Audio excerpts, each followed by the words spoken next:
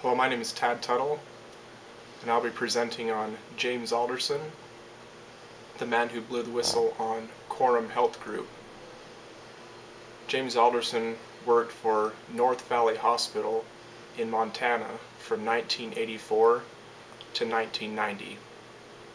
In 1990, the head administrator for the hospital stepped down, and at that time North Valley decided to go with an outside group for their management.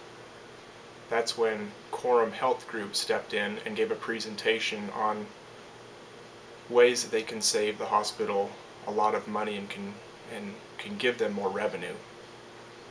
At the time, North Valley was impressed with the presentation and hired Quorum Health Group as their management team. And it was also at that time that James' life would take a drastic turn. Just shortly after Quorum took over, James was in a meeting with one of the auditors, and one of the administrators for Quorum stepped in. His name was Clyde Eater, and Clyde came in and was talking to James and brought up the concept of dual reporting on the cost reports, preparing one report for the hospital and one report for the government.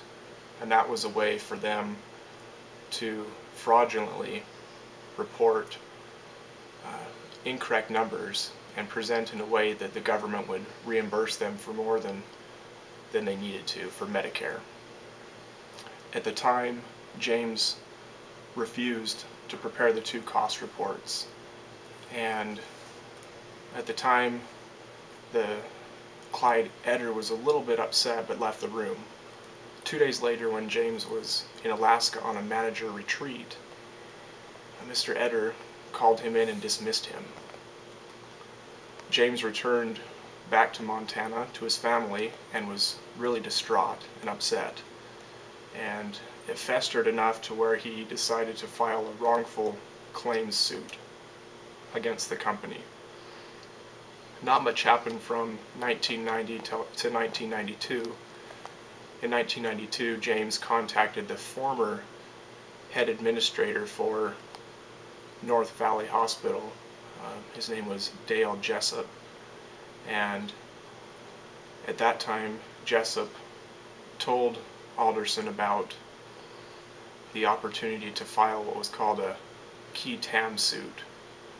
And a qui tam suit was being able to file a suit on behalf of the government and hopefully getting the government to step in. James talked to the government and decided to file the complaint in 1992. They investigated for several years, but not much had happened. They'd interviewed him, asked him questions. For several years, nothing much happened, even though Alderson spent quite a bit of money trying to get consulting and lawyers to help speed up the process.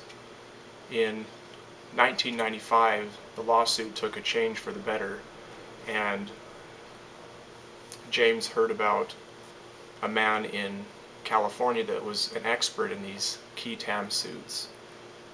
His name was Stephen Meager, and Mr. Meager made excellent progress from 1995 to 1997. He worked extremely hard, and he helped to progress the case so that the government eventually, in 1997, in mid-October of 1997, the government decided to accept the case and to take over. Now, something that was supposed to only take about 60 days for the government to accept turned into about 6 years.